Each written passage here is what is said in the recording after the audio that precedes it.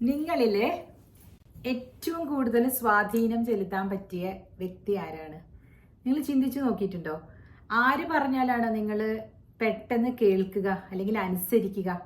കേൾക്കും, എല്ലാവരും പറഞ്ഞാലും കേൾക്കും. പക്ഷെ അനുസരിക്കുന്നതും പിന്നെ വിധേയത്വം കാണിക്കുന്നതും ആരോടായിരിക്കും? ഒരു ലേഖനം വായിച്ചതാണ്, അമ്മമാരോടായിരിക്കും. ഞാൻ ഇടയ്ക്ക് ചിന്തിക്കാറുണ്ട്, ആർക്കാണ് എന്നിൽ സ്വാധീനം ചെലുത്താൻ പറ്റുക എന്ന് ചോദിച്ചാൽ എനിക്ക് കൂടുതലും എൻ്റെ മോൾക്കാണ് സ്വാധീനം ചെലുത്താൻ പറ്റുക എന്നാണ് വിചാരിച്ചിരിക്കുന്നത് ഇപ്പോൾ ഈ സമയത്ത്. പക്ഷേ ഏറ്റവും കൂടുതൽ എന്നെ സ്വാധീനം ചെലുത്തിയിട്ടുള്ളത് അമ്മയാണ്. കാരണം എന്താണെന്നറിയോ, അമ്മ പറഞ്ഞു കഴിഞ്ഞാൽ കുറച്ച് ചിന്തിക്കും. എൻ്റെ മകൾക്കും എൻ്റെ അമ്മ തന്നെയാണ്. അത് എന്തുകൊണ്ടാണെന്ന് എനിക്ക് തോന്നുന്നത്, നിങ്ങൾക്കെല്ലാം അമ്മമാരല്ലേ? ആൺകുട്ടികളുടെ കാര്യത്തിൽ പ്രത്യേകിച്ച് അരവിന്ദിൻ്റെ കാര്യം പറയേ വേണ്ട. എപ്പോഴും സ്വാധീനം ചെലുത്താൻ പറ്റിയിരിക്കുന്നത് അവരുടെ അമ്മയ്ക്കാണ്. ആ അമ്മ പറയുന്നത് തന്നെ റിപ്പീറ്റ് ചെയ്തുകൊണ്ട് പറഞ്ഞുകൊണ്ടിരിക്കും. അരവിന്ദ് എപ്പോഴും അങ്ങനെ പറയും. അപ്പം ഞാൻ വിചാരിക്കാറുണ്ട്, എല്ലാവർക്കും നമ്മൾ കുറച്ച് സ്വാധീനം ചെലുത്താൻ പറ്റിയ ആളുകൾ ഇപ്പം എനിക്ക് സ്വാധീനം ചെലുത്താൻ പറ്റി തുടങ്ങിയിട്ടുണ്ട് അരവിന്ദിൻ്റെ അടുത്ത്. കാരണം എന്താണെന്ന് വെച്ചാൽ, അമ്മമാര് സ്വാധീനം ചെലുത്തിക്കൊണ്ടിരുന്ന ആണുങ്ങളില്ലേ, പയ്യന്മാരില്ലേ, അവർ കാലക്രമേണത്തിൽ അമ്മ കുറച്ച് വീക്കാവുകയോ അല്ലെങ്കിൽ അമ്മ മരിച്ചു പോവുകയൊക്കെ ചെയ്ത് കഴിയുമ്പോൾ അതേപോലെ കാണുന്നത് നമ്മൾ ഭാര്യമാരെയാണ്. ശ്രദ്ധിച്ചു നോക്കിക്കോളൂ. എന്താന്ന് പറയട്ടെ, ഭാര്യമാരാണ് അവർക്ക് അടുത്ത അമ്മ. മദേർലി അഫെക്ഷനാണ് പിന്നെ കൊടുത്തുകൊണ്ടിരിക്കുന്നത്. കണ്ടിട്ടില്ലേ? എല്ലാം ഒരമ്മ ചെയ്യുന്ന അതേ പ്രവർത്തികളെല്ലാം ചെയ്തു കൊടുക്കുന്നില്ലേ ഭാര്യമാര്? Because we mother dum. കാരണം ഒരു ഗ്ലാസ് വെള്ളം എടുത്ത് കുടിക്കാനാണെങ്കിലും, അരവിന്ദ് അവിടെ ഇരിക്കുകയാണെങ്കിൽ ഞാനും ഇരിക്കുകയാണെങ്കിൽ എൻ്റെ അടുത്ത് പറയും, എനിക്ക് കുറച്ച് വെള്ളം തരുമോ എന്ന് പറയും. കാരണം എന്താ, ആ ഒരു ബോണ്ടിങ് അത്ര ദൃഢമായി കഴിഞ്ഞു, വർഷങ്ങളായില്ലേ. അപ്പം നമ്മളും ജോലി ചെയ്ത് തളർന്നു വരുന്നവരോട് പോയി വെള്ളം എടുത്ത് കുടിക്കുക, അങ്ങനെ ആ സ്നേഹമുള്ളവരാരും പറയില്ല അല്ലേ? നമ്മൾ പോയി എടുത്തു കൊടുക്കും. അല്ല, ഒരു ഉദാഹരണം പറഞ്ഞാണ് കേട്ടോ, എൻ്റെ വീട്ടിൽ നടക്കുന്ന കാര്യങ്ങളല്ലേ എനിക്ക് പറയാൻ പറ്റുള്ളൂ. പക്ഷേ ഇതേപോലെ തന്നെ ഈ സ്വാധീനം ചെലുത്തുന്ന കാര്യം പറയുമ്പോൾ തെറ്റായിട്ടുള്ള രീതികളും ആളുകൾ അവലംബിക്കുന്നുണ്ട് കേട്ടോ, കാര്യം നടത്താൻ വേണ്ടിയിട്ട്. അതിനെ ഇപ്പോൾ ഈ പുതിയ കാലഘട്ടത്തിൻ്റെ പേരുകളായ ഗ്യാസ് ലൈറ്റിംഗ്, മാനിപ്പുലേഷൻ എന്നെല്ലാം പറയാൻ പറ്റുമല്ലേ? കാരണം ഈ അമ്മമാർ ഇപ്പം എൻ്റെ വയസ്സുള്ള അല്ലെങ്കിൽ ഇപ്പം നിങ്ങൾ കേൾക്കുന്നവർക്ക് ഒന്ന് ചിന്തിച്ച് നോക്കാം. എപ്പോഴും ഈ ആൺമക്കളോട് ഭയങ്കര താല്പര്യമായിരിക്കും കൂടുതലും കേട്ടോ. പെൺകുട്ടികളെ ഇഷ്ടപ്പെടുന്നവരുണ്ട്, ഇല്ല എന്നല്ല. ആൺപിള്ളേരെ വളർത്തുന്നതിൽ ഒന്ന് ശ്രദ്ധിച്ചു നോക്കൂ. നമ്മൾ ഗ്രേറ്റ് ഇന്ത്യൻ കിച്ചൺ എന്ന് പറഞ്ഞ സിനിമ കണ്ടില്ലേ? അതിനകത്ത് ആ പെൺകൊച്ച് വഴക്കിട്ട് വന്ന് ഇരുന്ന് കഴിഞ്ഞിട്ട് വെള്ളം എടുത്ത് താ അമ്മ എന്ന് പയ്യൻ ആങ്ങളെ വന്ന് പറയുമ്പോൾ ഇളയ മോളോട് പറയാണ്, എടീ കുറച്ച് വെള്ളം എടുത്ത് കൊടുക്കുക അവന്. ഉണ്ടോ? അതാണ് ആ വ്യത്യാസം. മിക്കവാറും വീടുകളിൽ അത് ഉണ്ട്, ഇല്ല എന്ന് പറയാൻ പറ്റൂല. ജെൻഡർ ബയസ്ഡ് ആണ് സൊസൈറ്റി, ജെൻഡർ ബയസ്ഡ് ആണ്. അത് എല്ലാ തരത്തിലും കാണുന്നുണ്ട്. അത് കാലങ്ങളായിട്ട് നടന്നു വരുന്നതാണ്. പിന്നെ ഈ പറഞ്ഞ പോലെ പാട്രിയാർക്കൽ സിസ്റ്റമാണ് എല്ലായിടത്തും നിലനിൽക്കുന്നത്. അങ്ങനെ പാട്രിയാർക്കൽ സിസ്റ്റം നിലനിൽക്കുന്നത് എന്തുകൊണ്ടാന്ന് വെച്ചാൽ, ഈ സ്ത്രീകൾ അതിന് കൊടപിടിക്കുന്നത് കൊണ്ടാണ്. കണ്ടിട്ടില്ലേ? ആരാണ് അച്ഛന്മാരെ പുകഴ്ത്തി പറയാ? ഈ അമ്മമാരാണ്. അയ്യോ, അത് അച്ഛന് ഇഷ്ടമല്ല കേട്ടോ അങ്ങനെ ചെയ്യണേ, അവിടെ ഇരിക്കുന്നത് അച്ഛന് ഇഷ്ടമല്ല കേട്ടോ, അങ്ങനെയൊക്കെ പറയും അല്ലേ? അമ്മമാർ പറയുന്നത് കേട്ടിട്ടില്ലേ? എന്തിനാണ് അതിൻ്റെ ആവശ്യം? അച്ഛൻ ഇരിക്കുന്നിടത്ത് നമ്മൾ ഇരുന്നു എന്ന് വെച്ചാൽ കുഴപ്പമൊന്നുമില്ല. പക്ഷെ ഒരു ബഹുമാനം, അതെന്തിനാണ് ആ ബഹുമാനം സൃഷ്ടിക്കുന്നത്? പാട്രിയാർക്കൽ സിസ്റ്റത്തിന്റെ റെയിൻസ് എന്ന് പറയത്തില്ലേ, നമ്മൾ ഈ കുതിരയുടെ കടിഞ്ഞാൻ, ആ കടിഞ്ഞാൻ പോകാതിരിക്കാൻ വേണ്ടിയിട്ടാണ്. ഇത് എന്തിനാ അത് പറഞ്ഞു വരുന്നതെന്ന് വെച്ചാൽ, ഒരു സംവിധായകൻ പറഞ്ഞു അത്ര, കുറച്ച് ഡ്രഗ്സിനൊക്കെ അടിമയായിട്ടുള്ള ഒരു യുവനടനോട് പറഞ്ഞു വന്നു, നിന്റെ അമ്മനെയും കൂട്ടിക്കൊണ്ട് വന്നാൽ മതി സെറ്റിലെന്ന്. കാരണം ഇവനങ്ങ് തോന്നുന്ന പോലെ ഇറങ്ങിപ്പോവും. ഇപ്പം അമ്മ കൂടെ ഇരുന്ന് കൺട്രോൾ ചെയ്യാൻ പറ്റും.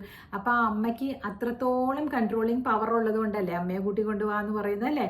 സോ അമ്മ എന്ന് പറയുന്നത് ആ പൊക്കിൾക്കടി ബന്ധവും മുലപ്പാൽ ബന്ധവും പെട്ടെന്ന് തുടച്ചു മാറ്റാൻ പറ്റുന്നതല്ല. അപ്പോൾ ഈ പെൺകുട്ടികൾ കല്യാണം കഴിച്ച് വരുമ്പോൾ ആ വീട്ടിൽ ഒരമ്മയുണ്ടെങ്കിൽ ആ അമ്മയോട് സൗഹൃദത്തിൽ പോവുകയേ നിവൃത്തിയുള്ളൂ. അല്ലാതെ പോയിട്ട് ഞാൻ ഇപ്പം പറയുന്നുണ്ട്, പലയിടത്തും ഞാൻ കാണുന്നുണ്ട്, ഞാൻ അനുഭവിച്ചതുമാണല്ലോ. എത്ര സൗഹൃദത്തിൽ പോകാൻ ശ്രമിച്ചാലും മകനുള്ളപ്പോൾ മാത്രം അവർ സൗഹൃദം കാണിക്കുകയും അത് കഴിഞ്ഞ്, എൻ്റെ കാര്യമല്ല കേട്ടോ പറയുന്നത്, പൊതുവിൽ ഇപ്പോൾ എനിക്ക് കിട്ടുന്ന പരാതികളിൽ കുറേ ഉണ്ട്. അതിൽ മകൻ വരുമ്പോൾ, മകൻ ദൂരദേശത്താണെങ്കിൽ 3 ദിവസത്തേക്കൊക്കെ ലീവിന് വരുമ്പോൾ ആ 3 ദിവസം നല്ല സുഖമാണ്. പക്ഷെ പുറത്തേക്ക് ഇറങ്ങണമെങ്കിലും അമ്മയോട് ചോദിക്കണം. അപ്പം അമ്മ പറയും, ഇപ്പം ഈ മഴക്കാറും മഴക്കോളും ഒക്കെ ഉള്ള സമയത്ത് പോകണ്ട, ഇവിടെ ഇരിക്കൂ. പോവില്ല, അവിടെ ഇരിക്കും. അപ്പം ഈ ചെറുപ്പക്കാരി പെൺകുട്ടിക്ക് എന്താണ്, അമ്മ ശത്രുവായി മാറി. അമ്മ പറയുന്നത് മകൻ്റെ സേഫ്റ്റിക്ക് വേണ്ടിയിട്ടാണ്. ഈ ബൈക്ക് എടുത്തിട്ടോ കാർ എടുത്തിട്ടോ ഈ വെള്ളത്തിലൊക്കെ പോയിട്ട് സ്റ്റക്കായി കഴിഞ്ഞാൽ അമ്മ ഇവിടെ പ്രാർത്ഥിച്ചുകൊണ്ടിരിക്കുകയായിരിക്കും. പക്ഷെ ഈ കൊച്ചിന് എന്താ തോന്നുന്നത്, ഞങ്ങളുടെ സന്തോഷത്തിൽ കല്ലുകടിയാകുകയാണ് മദർ ഇൻ ലോ എന്ന് വിചാരിക്കും അല്ലേ. അതെല്ലാവരും സ്വാഭാവികമായിട്ട് വിചാരിക്കുന്ന കാര്യമാണ്. അപ്പോൾ ഈ അമ്മ എന്ത് ചെയ്യണം എന്നാണ് ചെയ്യുന്നത്. കുറേ ആളുകൾ പറയുന്നുണ്ട് നല്ല അമ്മമാരുണ്ട് ചേച്ചി, ചേച്ചി എപ്പോഴും പെൺകുട്ടികളെ മാത്രം സപ്പോർട്ട് ചെയ്യില്ലെന്ന്. ആ നല്ല അമ്മമാർക്ക് വേണ്ടിയിട്ടാണ് ഞാൻ പറയുന്നത്. നിങ്ങൾ നല്ല അമ്മമാരായിരിക്കാം നിങ്ങളുടെ സൺസിന് മാത്രം, അല്ലെങ്കിൽ നിങ്ങളുടെ ഡോട്ടേഴ്സിന് മാത്രം. ഈ പെൺകുട്ടിക്ക് നിങ്ങൾ നല്ല അമ്മ ആവണില്ല എപ്പോൾ നിങ്ങളിങ്ങനെ കടിഞ്ഞാണിടുമ്പോൾ അല്ലേ. അങ്ങനെ കടിഞ്ഞാണിടാതിരിക്കാൻ നോക്കുക, അവരവരുടെ ഇഷ്ടത്തിന് വിടുക. അതിന് വേണ്ടിയിട്ടാണ് ഞാൻ പറഞ്ഞത്. പ്ലീസ് ആ അമ്മ തന്നെ പറയണം, മോനെ നിങ്ങൾ വേറെ താമസിച്ചോളൂ കേട്ടോ, അമ്മയ്ക്ക് ഒരു കുഴപ്പമില്ല, അമ്മ അങ്ങനെ ഒന്നും ധരിക്കില്ല, നിങ്ങൾ അമ്മയ്ക്ക് അച്ഛനും ആവശ്യമുള്ള. ഇപ്പോൾ അച്ഛനും അമ്മയ്ക്ക് നല്ല ആരോഗ്യമുണ്ട്. എല്ലാ 60കളിലൊക്കെ വരുന്ന ആൾക്കാരൊക്കെ ഇപ്പോൾ കണ്ടാൽ പറയില്ല 60 വയസ്സായി എന്നൊക്കെ അല്ലേ. അപ്പോൾ ഇപ്പം നല്ല ആരോഗ്യമുണ്ട്, ഞങ്ങൾ ഞങ്ങളുടെ കാര്യങ്ങളൊക്കെ നോക്കിക്കോളാം, എപ്പോഴെങ്കിലും ഞങ്ങൾക്ക് ആവശ്യം വരുമ്പോൾ മാത്രം ഒന്ന് വന്നേക്കണേ, ഇങ്ങനെ പറയൂ. ഇങ്ങനെ പറഞ്ഞ് നിങ്ങൾ ഈ അമ്മമാർ പറയൂ സൺസിനോട്, ഒന്ന് പറഞ്ഞു നോക്കൂ, നിങ്ങൾക്കും നല്ലതാണ്. നിങ്ങളുടെ ആ മകൻ്റെ ആ ഒരു പിരിമുറുക്കം ഉണ്ടല്ലോ, അത് മാറിക്കിട്ടും. നിങ്ങൾ വിചാരിക്കും മോനോട് മാറി താമസിക്കാൻ പറഞ്ഞാൽ അവന് സങ്കടാവില്ലെന്ന്. അല്ല, അവന് മനസ്സുകൊണ്ട് അത് ആഗ്രഹിക്കുന്നുണ്ടാകാം ഭാര്യയോടൊത്തുള്ളൊരു കുഞ്ഞു ജീവിതം അല്ലേ. കാരണം എന്താണെന്ന് പറയട്ടെ, ചില വീടുകളിൽ അമ്മ തന്നെയായിരിക്കും എല്ലാം ചെയ്തിട്ടുണ്ടാവുക. 2 ആൺമക്കളാണെങ്കിൽ അമ്മ തന്നെയായിരിക്കും ചെയ്യുന്നുണ്ടാവുക. ഈ ആൺമക്കളെ കൊണ്ട് പലരും പല പണികളും ചെയ്യിപ്പിക്കാൻ മുതിരാറില്ല. അല്ലെങ്കിൽ അച്ഛന്മാർ ചിലപ്പോൾ ചെയ്തു കൊടുക്കും. വെജിറ്റബിൾ കഷ്ണിക്കുക, അല്ലെങ്കിൽ അങ്ങനത്തെ ഉള്ളി തൊലിക്കുക, അങ്ങനത്തെ കാര്യങ്ങളൊക്കെ ചിലപ്പോൾ അച്ഛനമ്മമാരൊക്കെ ഉള്ളി പൊളിക്കുക. ഞാനും തമിഴും കൂടെ എടുത്തിട്ടാണ് പറയണത്. അപ്പോൾ ഉള്ളി പൊളിക്കുക, പിന്നെ വെജിറ്റബിൾസ് റെഡിയാക്കുക, ഇതൊക്കെ അച്ഛനും അമ്മയും കൂടി ഇരുന്ന് ചെയ്യുന്ന ആളുകളുണ്ട് ഇപ്പം. കാരണം 2 പേരും ജോലിക്ക് പോകുന്നതാണെങ്കിൽ അവർക്കത് ശീലമായി കഴിയും കേട്ടോ. ആ ശീലത്തിലേക്ക് ഇനിയൊരു പുതിയ ആൾ വരുമ്പോഴേക്കും ചിലപ്പോൾ അവർ എക്സ്പെക്റ്റ് ചെയ്യില്ല, മോളത് ചെയ്യണ്ട, മോള് റിലാക്സ് ചെയ്തോളൂ എന്ന് നല്ല മനസ്സിൽ ചിലപ്പോൾ അമ്മ പറഞ്ഞിട്ടുണ്ടാകാം. പക്ഷേ ഈ കുട്ടിക്ക് അമ്മയുടെ കറികളെല്ലാം ഇഷ്ടമാവണമെന്നില്ല. കാരണം അവർക്ക് അവരുടെ അമ്മയുടെ രുചി അല്ലേ നാവിൽ നിൽക്കുന്നത് അല്ലേ. അതുകൊണ്ട് അപ്പോൾ ആ കുഞ്ഞ് വിചാരിക്കും, അയ്യോ എനിക്ക് എന്തെങ്കിലും ഒന്ന് വായയ്ക്ക് രുചി പോലെ കഴിക്കാൻ പറ്റുന്നില്ലല്ലോ, ഈ അമ്മയുടെ അങ്ങനെ പിടിക്കാത്തതുകൊണ്ടായിരിക്കും, നല്ലതായിരിക്കാം. പിന്നെ ചില വീടുകളിൽ ചില പ്രത്യേകതയുണ്ട്. അമ്മ ജോലിക്ക് പോണ കാരണം 5 ദിവസത്തേക്കുള്ളത് അങ്ങ് കുക്ക് ചെയ്ത് ഫ്രിഡ്ജിൽ കയറ്റി വെക്കും. എന്നിട്ട് അത് ചൂടാക്കി കഴിക്കും. ചിലപ്പോൾ ഇത് ശീലമില്ലാത്ത ഈ കുട്ടിക്ക് വയറിന് കുഴപ്പമാവും. ശരിയല്ലേ. അങ്ങനെ വന്നു കഴിയുമ്പോൾ എന്ത് ചെയ്യും പറഞ്ഞല്ലേ പറ്റൂ. അമ്മേ എനിക്ക് വയ്യ, വയറുവേദന. ആ അമ്മ നല്ല ഒരു അമ്മയാണെങ്കിൽ എന്നാൽ മോളൊരു കാര്യം ചെയ്യൂ, മോൾക്ക് ഇഷ്ടമുള്ളത് പെട്ടെന്ന് എന്തെങ്കിലും ഒന്ന് ആക്കി കഴിച്ചിട്ട് പൊക്കോളൂ, അമ്മ അതിൽ ഇടപെടുന്നില്ല എന്ന് പറയണം. അത് പറയാനുള്ള വിശാല മനസ്കത ആ അമ്മയ്ക്ക് ഉണ്ടായേ പറ്റൂ. കാരണം നമ്മൾ പുറത്തുനിന്ന് വന്ന ഒരു കുട്ടിക്ക് നമ്മൾ ചെയ്യുന്നതെല്ലാം അക്സെപ്റ്റ് ചെയ്തോളണം എന്ന് പറഞ്ഞാൽ എങ്ങനെ ഉണ്ടാകും? അതേസമയം ഈ മകൻ ആ മകളുടെ വീട്ടിലേക്ക് വിരുന്നിന് പോകണമെങ്കിൽ അവരെന്ത് നല്ല പോലെ ആയിരിക്കും ആ മകനെ ട്രീറ്റ് ചെയ്യുന്നത് അല്ലേ. ഇതൊക്കെ സോഷ്യലി റെലവൻ്റ് ആയിട്ടുള്ള കാര്യമാണ്. മദേഴ്സ് ഇൻ ലോ എല്ലാം മോശമായതുകൊണ്ടല്ല, അവരവരുടെ അവരുടെ ഒരു കുഞ്ഞു സാമ്രാജ്യത്തിലേക്ക് ഒരു പെൺകുട്ടി ഒരു അതിഥി പോലെയാണ് അവർ കണക്കാക്കുന്നത്. അപ്പോൾ ഈ കുട്ടിക്ക് ഒരു ബിലോങ്ങിങ് ഉണ്ടാവില്ല. എന്നും ഈ അതിഥി പോലെ ഇരുന്ന് അമ്മ തരുന്നത് കഴിച്ചിട്ട് അമ്മയെ ഒന്ന് പാത്രം കഴുകാൻ മാത്രം ഹെൽപ്പ് ചെയ്തിട്ട് പോയാൽ ആ കുട്ടിക്ക് ഒരു ബിലോങ്ങിങ് ഉണ്ടാവില്ല. പിന്നെ അവരുടെ ബാത്റൂമും അവരുടെ ബെഡ്റൂമും ഒക്കെ അവർക്കൊന്ന് സ്വകാര്യമായിട്ട് വിട്ടുകൊടുക്കുക. അവിടെ കയറി പരിശോധിക്കുകയോ അല്ലെങ്കിൽ അവിടെ പോയി ക്ലീൻ ചെയ്യുകയോ ഒന്നും നിങ്ങൾ ചെയ്യേണ്ട. അത് ഇത്ര നല്ലതല്ലേ, ആ പെൺകുച്ചി ചെയ്തോളാം പറയുകയാണെങ്കിൽ അത്രയും നല്ലതല്ലേ. അപ്പോൾ ഇത്തരത്തിലുള്ള ഇത് കുറച്ച് കഴിയുമ്പോഴേ അവർ വിചാരിക്കുമോ വിട്ടുകൊടുക്കാത്തതാണ് എന്ന് വിചാരിക്കും. പണം കുറച്ചെങ്കിലും ഉള്ളവരാണെങ്കിൽ കുറച്ചൊന്ന് സഹായിച്ച് അവരുടെ ജോലി സ്ഥലത്തേക്ക്, ചിലപ്പോൾ ടീച്ചേഴ്സ് ആയിരിക്കാം, ചിലപ്പോൾ ഡോക്ടേഴ്സ് ആയിരിക്കാം, ചിലപ്പോൾ ബാങ്ക് ഉദ്യോഗസ്ഥരായിരിക്കാം, അവരുടെ ജോലി സ്ഥലത്തിൻ്റെ അടുത്ത് അവർ പോയി താമസിച്ചോട്ടെ. എല്ലാ ആഴ്ചകളിലും ഇങ്ങോട്ട് വരണം എന്നൊന്നും ഇൻസിസ്റ്റ് ചെയ്യാതിരിക്കുക. ഫ്രീ ആണെങ്കിൽ അങ്ങോട്ട് പോവുക എപ്പോഴെങ്കിലും. അതും അവരെന്തെങ്കിലും പ്ലാൻസ് ഒക്കെ ഇട്ടിട്ടുണ്ടോ എന്ന് മകനോട് തിരക്കിയതിന് ശേഷം ചെയ്യുക. നമുക്ക് എത്ര മനോഹരമാക്കാം ഈ ബന്ധങ്ങൾ അല്ലേ. ഈ മദർ ഇൻ ലോയും ഡോട്ടർ ഇൻ ലോയും തമ്മിലുള്ള ഈ ക്ലാഷ് എന്ന് പറയുന്നത് ഇനി നമ്മൾ പറയാനേ പാടില്ല. അവരുടെ പുറകിൽ നിന്നിട്ട് അവർ ചെയ്തത് കുറ്റമായിട്ട് മറ്റുള്ളവരോട് പറയാതിരിക്കുക, അതാണ് ഏറ്റവും വേണ്ടത്. ഒരു മദർ ഇൻ ലോ എന്ന് പറഞ്ഞാൽ നല്ല വിദ്യാഭ്യാസമുള്ള ആളുകളാണ് ഇപ്പോൾ ഉള്ളത്. അവരെല്ലാവരും ഇപ്പം നന്നായിട്ട് തന്നെയായിരിക്കും ചെയ്യുന്നത്. ചെറിയ ചെറിയ മറവികളുണ്ടെങ്കിൽ അല്ലെങ്കിൽ ചെറിയ ചെറിയ അബദ്ധങ്ങൾ പറ്റി പോകുന്നുണ്ടെങ്കിൽ അത് തിരുത്താൻ വേണ്ടിയിട്ടാണ് എൻ്റെ ഈ വീഡിയോ, എൻ്റെ ശ്രമം കേട്ടോ. പെൺകുട്ടികളോട് ഞാൻ പറയും, നോക്കൂ, നിങ്ങൾ പെട്ടെന്ന് അവിടെ ചെന്ന് കഴിഞ്ഞിട്ട് അവിടുത്തെ രീതികൾ മാറ്റാൻ നോക്കരുത്. അങ്ങനെ മാറ്റാൻ സാധിക്കില്ല. അങ്ങനെ മാറ്റാൻ ശ്രമിക്കുമ്പോഴാണ് നമുക്കും ഒരു അലോസരത തോന്നുന്നത്, അവർക്കും ഒരു അലോസരത തോന്നുന്നത്. Give it time. ഒരു വർഷമൊക്കെ സമയം എടുക്കും ഒന്ന് നമ്മൾ ബോണ്ടായി വരാനായിട്ടല്ലേ. അപ്പോഴേക്കും അമ്മയുടെ കുറ്റം മുഴുവനും പോയിട്ട് ഹസ്ബൻഡിനോട് പറയാ, ഹസ്ബൻഡിൻ്റെ സിസ്റ്ററിൻ്റെ കുറ്റം വളച്ചൊടിച്ച് ഇങ്ങനെ എന്തെങ്കിലുമൊക്കെ മാനിപ്പുലേറ്റ് ചെയ്ത് പറയാ. ഇത് മാത്രം പെൺകുട്ടികൾ ശ്രദ്ധിക്കുക. ഇതൊന്നും പറയാതിരുന്ന് നോക്കിക്കേ. ക്ഷമിക്കൂ ഒരു വർഷത്തേക്ക്. പേഷ്യൻസ്. നമ്മൾ ക്ഷമയാണ് ഏറ്റവും കൂടുതൽ ആവശ്യം ഈ റിലേഷൻഷിപ്പൊക്കെ വർക്കൗട്ട് ആണെങ്കിൽ. കാരണം പെട്ടെന്ന് ഒരു ക്യാരറ്റ് നട്ടിട്ട് നമ്മൾ നോക്കി നിൽക്കണ്ടേ കുറച്ച് നാൾ, അതിൻ്റെ വിത്ത് നട്ട് കഴിഞ്ഞിട്ട് അതൊരു ക്യാരറ്റായിട്ട് വളർന്നു വരാനായിട്ട്. യു ഷുഡ് ഗിവ് ടൈം അല്ലേ. ആ ടൈം വേണം. അതിൻ്റെ ആ പ്രതലം അതിനനുസരിച്ചായിരിക്കണം, അതിൻ്റെ എന്താ പറയുക എൻവിറോൺമെൻറ്റ് അതനുസരിച്ചായിരിക്കണം, ക്ലൈമറ്റ് അതനുസരിച്ചായിരിക്കണം. അപ്പം ഇതെല്ലാം എൻഡ്യൂർ ചെയ്ത് കഴിഞ്ഞ് ലാസ്റ്റ് കിട്ടുന്ന ആ പ്രോഡക്റ്റ് ഇങ്ങനെ വലിച്ചെടുക്കുമ്പോഴേക്കും എത്രയോ കുറേ കൊലകളായിട്ട് ഇങ്ങനെ കുത്തായിട്ട് ക്യാരറ്റ് നിൽക്കുന്ന കാണാം അല്ലേ. ഊട്ടിയിലൊക്കെ പോകുമ്പോൾ കാണുന്നില്ലേ. ക്യാരറ്റിൻ്റെ കാര്യം ഒരു ഉദാഹരണം പറഞ്ഞു എന്നേ ഉള്ളൂ. അതേപോലെ തന്നെയാണ് എല്ലാ ചെടികളും. പണ്ട് എൻ്റെ അച്ഛനൊരു സ്വഭാവം ഉണ്ടായിരുന്നു. അച്ഛൻ വന്നിട്ട് റോസിൻ്റെ ചെടി കമ്പെല്ലാം എല്ലായിടത്തു നിന്നൊക്കെ ഓടിച്ചുകൊണ്ട് വരും കേട്ടോ. എവിടെ പോയാലും അച്ഛൻ എന്തെങ്കിലും കമ്പ് എടുത്തുകൊണ്ട് വരും. കൊണ്ടുവന്ന് ഇങ്ങനെ കുത്തി വെച്ച് ഒരാഴ്ച കഴിയുമ്പോൾ പറിച്ചു നോക്കും വേര് വന്നോന്ന്. അപ്പം എൻ്റെ അച്ഛൻ പറഞ്ഞിട്ടുണ്ട്, അത് ശരി, അതിനൊരു സമയം കൊടുക്കും മോനെ, ഇതെന്തിനാ ഇത് പറിച്ചു നോക്കണേ, അത് കൊള്ളാം, അത് പിന്നെ വേര് ഓടുമെന്നിരിക്കും. അല്ല, വന്നു നോക്കായിരുന്നു എന്ന് പറയും. അച്ഛൻ അങ്ങനെ ചെയ്യാറുണ്ട്. അച്ഛൻ്റെ അഡൾട്ടായ പിന്നെ, ഞാൻ കുഞ്ഞായിരുന്നു എന്നാലും എൻ്റെ വലിയമ്മച്ചി പറയണത് എൻ്റെ കാതിൽ ഇപ്പോഴും ഉണ്ട്. അപ്പം ഞാനിപ്പോഴും ശ്രദ്ധിച്ചിട്ടുണ്ട് അച്ഛൻ ആ ഒരു ഇതുണ്ട്, ഇളക്കി നോക്കലും പിടിക്കലൊക്കെ. അപ്പം ഞാനിപ്പോൾ പറയാം, അച്ഛൻ അങ്ങനെ ചെയ്യാൻ പാടുണ്ടോ? ചെയ്യാൻ പാടില്ല, എന്നാലും അച്ഛന് കൈ ഇങ്ങനെയാണ് എന്ന് പറഞ്ഞ പോലെ നമ്മൾ കുറച്ച് പേഷ്യൻ്റ് ആയിരിക്കണം ഈ കാര്യങ്ങളിലൊക്കെ. കുറച്ച് സമയം കൊടുക്കണം. ആ അമ്മയ്ക്കാണെങ്കിലും അവിടുത്തെ സിസ്റ്ററിനാണെങ്കിലും പിന്നെ അവിടുത്തെ അച്ഛനൊക്കെ ആണെങ്കിലും സമയം കൊടുക്കണം. ഈ അച്ഛന്മാരുടെ കാര്യങ്ങൾ ഞാൻ അധികം പറയാത്തത്, അവരധികവും കടന്നു കയറാറില്ല. ഈ രാത്രി അമ്മ പോയി എന്തെങ്കിലും പറഞ്ഞു കൊടുത്തിട്ടുണ്ടെങ്കിലാണ് അടുത്ത ദിവസം അച്ഛന്മാർ റിയാക്ട് ചെയ്യുക. അതുകൊണ്ട് അമ്മമാർ കുറച്ച് നാളത്തേക്ക് കുഴപ്പമൊന്നുമില്ല പെൺകുട്ടി അങ്ങനെ പറയാവുള്ളൂ. എന്തിനാണ് ഈ കുഴപ്പങ്ങൾ നിങ്ങളിപ്പോൾ കണ്ടുപിടിക്കാനിരിക്കുന്നത്? കുഴപ്പം ഇല്ല എന്ന് പറഞ്ഞു നോക്കൂ. ചെറിയ 100ൽ 80 കറക്റ്റും 20 റോങ്ങും ആണെങ്കിൽ ആ 20 റോങ് മാത്രം എന്തിനാ എടുത്ത് പറയണേ? എന്നാൽ 80 കറക്റ്റ് ഈ പെൺകുട്ടി ചെയ്യണത് ഇരുന്ന് പറഞ്ഞു എല്ലാവർക്കും ഒരു ഇഷ്ടം തോന്നൂലേ അവരോട് ഇഷ്ടം തോന്നിയാൽ നിങ്ങൾക്ക് എന്താണ് നഷ്ടം സംഭവിക്കുക? ഒരു നഷ്ടവും ഇല്ല.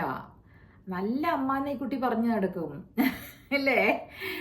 അതുകൊണ്ട് കുറച്ച് ശ്രദ്ധ നമ്മൾ കുറച്ച് മുതിർന്നവർ. കാരണം 50-53 വയസ്സായ എനിക്ക് ഒരു 20-25 വയസ്സായ മരുമകളായിരിക്കും വരിക. കറക്റ്റ് പകുതി പ്രായമുള്ള മരുമകൾ അല്ലേ. അപ്പോൾ ആ കുട്ടിയുടെ വയസ്സാണ് എൻ്റെ എക്സ്പീരിയൻസ്. മനസ്സിലായോ? അപ്പോൾ ആ അത്രയും എക്സ്പീരിയൻസ് ഉള്ള ഞാൻ എന്തിനാണ് കുറ്റങ്ങൾ മാത്രം കണ്ടുപിടിക്കാനിരിക്കുന്നത്? ശരി, പറഞ്ഞു എന്ന് മാത്രം. ഞാൻ ഈ പറഞ്ഞു വന്ന സബ്ജക്റ്റിൻ്റെ ഇടയിൽ ഞാൻ പറഞ്ഞു എന്ന് മാത്രം. പിന്നെ കറേജിയസ് ആയിരിക്കണം. പെൺകുട്ടികളാണെങ്കിലും മദേഴ്സ് ഇൻ ലോ ആണെങ്കിലും കറേജിയസ് ആയിരിക്കണം. കാര്യങ്ങൾ പറഞ്ഞ് മനസ്സിലാക്കാനും. അവർ തെറ്റ് ചെയ്ത് കഴിഞ്ഞാൽ പോട്ടെ, നമ്മളിനി പറഞ്ഞു വല്ല പ്രശ്നമാവണ്ട, മിണ്ടാതിരിക്കാം, അങ്ങനെ പറയരുത്. ഒരു കൺഡ്യൂസീവായിട്ട് ഇരുന്ന് സംസാരിക്കണം. അത് പക്ഷെ അവരെ ആക്രമിച്ചുകൊണ്ടും ആയിരിക്കരുത്. അവർക്ക് തോന്നും അവരെ ആക്രമിക്കുകയാണെന്ന് തോന്നും എല്ലാവരും കൂടെ സംഘം കൂടി. കാരണം ഇത് നിങ്ങളുടെ വീടാണ്. നമ്മൾ അമ്മായിയമ്മ, അമ്മായിയച്ഛൻ, ഭർത്താവിൻ്റെ പെങ്ങൾ, ഭർത്താവിൻ്റെ അനുജൻ, ഇവരൊക്കെ നിങ്ങളുടെ ആളുകളാണ്. ഈ ഒരു കുട്ടീനെ ഒരാൾ തന്നെ ഇങ്ങനെ നിന്നിട്ട് ആക്രമിച്ചു കഴിഞ്ഞാൽ അപ്പം പിന്നെ അവൾ ഡിഫെൻസീവ് ആകും. ഡിഫെൻസീവ് ആയി കഴിയുമ്പോൾ എന്താ ചെയ്യണേന്ന് അറിയാൻ പാടില്ലാത്ത പോലെ ആക്രമിച്ചു കളയും പെൺകുട്ടികൾ. മനസ്സിലായി? അവരെ തന്നെ ഹാം ചെയ്യാൻ നോക്കും. അങ്ങനെയുള്ള അബദ്ധങ്ങൾ, കാരണം അതുങ്ങൾക്ക് അതിനുള്ള ബുദ്ധിയേ ഉള്ളൂ. അപ്പം ഇത്തരത്തിലേക്കുള്ള ബുദ്ധിമോശത്തിലേക്കും കുട്ടികളെ തള്ളിവിടാതിരിക്കണമെങ്കിൽ ആര് ശ്രമിക്കണം? അമ്മ തന്നെയായിരിക്കണം ശ്രമിക്കേണ്ടത്. ഒരു ആളുടെ കാര്യം കൂടെ പറയാട്ടോ, നിങ്ങൾ കണ്ടിട്ടില്ലെങ്കിൽ ഒന്ന് പോയി നോക്കൂ. യൂട്യൂബിലും ഉണ്ട്. യൂട്യൂബിൽ കുറേ ഉണ്ട്. അവരുടെ പേര് ശരത്തും ഗീതമ്മയും. ശരത് കണ്ടിട്ടുണ്ടോ? അമ്മയും മകനും കൂടി യാത്രകൾ പോകുന്നത്. അവർ ഇൻസ്റ്റഗ്രാമിലൊക്കെ ഉണ്ട്. തൃശ്ശൂർക്കാരാണ്. അയ്യോ എന്തൊരു നിർമ്മലതയാണെന്നറിയോ ആ ചേച്ചിയെ കാണാനായിട്ട്. ഗീതമ്മ എന്നാണ് പേര്. ഇങ്ങനെ ഫേമസ് ആണ് അവര് തൃശ്ശൂരിൽ. നിങ്ങളൊന്ന് കയറി നോക്കുക കേട്ടോ. അത് അവരുടെ ആ പയ്യൻ ഈ യാത്രകളെ പറ്റിയിട്ട് ഒരു ബുക്ക് എഴുതിയിട്ടുണ്ട്. എനിക്കത് വാങ്ങണം പോകുമ്പോൾ. കറണ്ട് ബുക്സിലുണ്ട് എന്ന് പറയുന്നുണ്ട്. ആ എന്നാണ് തുടക്കം. അമ്മയോടൊപ്പം എന്നുള്ളതിനായിരിക്കും. ഞാൻ ഫുൾ കണ്ടില്ല. അത് ലോഞ്ച് ചെയ്തൊക്കെ കൊണ്ടിരിക്കണുള്ളൂ. നാട്ടിൽ ചെല്ലുമ്പോൾ വാങ്ങിക്കണം. അപ്പം അത് വാങ്ങിച്ചൊന്ന് നോക്കൂ കേട്ടോ. അവരെങ്ങനെയാണ് ആ അമ്മയെ കൊണ്ട് നടക്കുന്നത് എന്നൊക്കെ ഉള്ളത്. അങ്ങനെ ഒരു അയാൾ കല്യാണം കഴിച്ചിട്ടില്ല കേട്ടോ. എന്നാലും ഞാൻ പറയാണ്, ആ ഒരു ബോണ്ടിങ് ഈ ആൺകുട്ടികൾക്ക് അമ്മമാരോട് ഉണ്ടാകും. അപ്പം അതങ്ങനെ ബ്രേക്ക് ചെയ്യാനോ അല്ലെങ്കിൽ അതിനകത്ത് കയറി നമ്മൾ എന്താ പറയുക മാനിപ്പുലേറ്റ് ചെയ്യാനൊന്നും നോക്കണ്ട. കുറേ കഴിയുമ്പോൾ ഇങ്ങനെ ഈ അമ്മമാരെ സ്നേഹിക്കുന്ന പയ്യന്മാരെല്ലാം ഭാര്യമാരുടെ അടുത്തേക്ക് വരും. വെൻ അമ്മ ബിക്കം വീക്ക് ആൻഡ് അമ്മ ചിലപ്പോൾ മരിച്ചു പോവുകയൊക്കെ ആണെങ്കിൽ മൊത്തം ഡിപ്പെൻഡൻസി പിന്നെ വൈഫിനോടായിരിക്കും. നിങ്ങളത് നോക്കിക്കോളൂ. സൈക്കോളജി പറയുന്നതും അതാണ്. പിന്നെ ചില സമയങ്ങളിൽ അമ്മമാരുമായിട്ട് വഴക്ക് വരുന്നുണ്ട്. അതെപ്പോഴാണെന്ന് അറിയാമോ? ഈ പറഞ്ഞ ഈ ഹസ്ബൻഡ്സിന് വൈഫ്സ് വലിയ കാര്യമായിരിക്കും. അവർക്ക് നല്ല ഭാര്യമാരായിരിക്കും ചിലപ്പോൾ. അപ്പോൾ അങ്ങനെയുള്ള ഭാര്യമാരെ ഈ അമ്മമാർ വെറുക്കാൻ തുടങ്ങും. അയ്യോ എൻ്റെ മോനെ അവൾ പറിച്ചുകൊണ്ടുപോയി. അങ്ങനെ വരുന്ന സമയത്ത് ഈ മകന് ദേഷ്യം തോന്നും. എന്താന്ന് വെച്ചാൽ അവരുടെ ജീവിതത്തിൽ കല്ലുകടിയല്ലേ ഇങ്ങനെ പറഞ്ഞുകൊണ്ടിരുന്നിട്ടുണ്ടെങ്കിൽ. കാരണം അയാൾക്കറിയാം ഈ ഭാര്യ നല്ലവളാണ്, അമ്മയുടെ കാര്യങ്ങൾ നോക്കുന്നുണ്ട് എന്നൊക്കെ അറിയുന്ന ഭർത്താവിനെ ഒരിക്കലും സഹിക്കാൻ പറ്റൂല. അപ്പോൾ അവർ അമ്മയായിട്ട് കുറച്ച് അകലും. എന്നാലും ആ സ്നേഹം, ഞാൻ പറഞ്ഞ ഒരു അദൃശ്യമായ ഒരു ത്രെഡ് ഉണ്ട് കേട്ടോ ഈ അമ്മയും മകനും ഒക്കെ തമ്മിൽ. അതൊരിക്കലും വിട്ടു പോകുകയില്ല. അപ്പം നിങ്ങൾ എന്തെങ്കിലുമൊക്കെ മകനെ സ്വാധീനിക്കണമെങ്കിൽ അമ്മായിയമ്മയുടെ അടുത്ത് പോയിട്ട് അമ്മ ഇതൊന്ന് പറഞ്ഞു നോക്കൂ. അതായത് ഡോക്ടറിലൊക്കെ അതിൽ ഒന്ന് പറഞ്ഞ് ശരിയാക്കി തരുമോ എന്ന് പറഞ്ഞ് അമ്മയെ കോൺഫിഡൻസിൽ എടുത്ത് നോക്കൂ. This will work out. അല്ലാതെ കണ്ട് എന്നും കീരിയും പാമ്പും പോലെ ജീവിച്ചു കഴിഞ്ഞിട്ടുണ്ടെങ്കിൽ ഒരു സുഖം ഉണ്ടാവില്ല. അനുഭവം കൊണ്ട് പറയുന്നതാണ് കേട്ടോ. ഇതിപ്പം ചേച്ചി മിക്കവാറും എൻ്റെ അനുഭവങ്ങളാണ്. അതിൽ നിന്നും ഞാൻ കടഞ്ഞെടുക്കുന്ന ചില നന്മകൾ മനസ്സിലാക്കിയെടുക്കൂല. അതിലെന്താണ് ചെയ്യേണ്ടതെന്ന് അത് ഞാൻ ഇനിയത്തെ തലമുറയ്ക്ക് പറഞ്ഞു തരികയാണ് കേട്ടോ. നിങ്ങൾ ഇതിനെ നെഗറ്റീവായിട്ടൊന്നും കാണരുത്. Because there are so many positives in this relationship. കാരണം ഈ ബോണ്ടിങ് വളരെ നല്ലതാണ്. ഈ ആൺമക്കൾ വഴിതെറ്റി പോകാതിരിക്കാൻ കള്ളു കുടിച്ചും അങ്ങനെയൊക്കെ പോകുന്ന ആൺമക്കളെ ഒരു വിധത്തിൽ കൊണ്ടു നടക്കാൻ പറ്റുന്നത് അമ്മമാർക്കാണ്. അപ്പോൾ ഈ പെൺകുട്ടികൾ പോയി സങ്കടം പറയുന്നതൊക്കെ ഈ അമ്മായിയമ്മമാരോട് പറയുന്നതൊക്കെ കണ്ടിട്ടില്ലേ നിങ്ങൾ?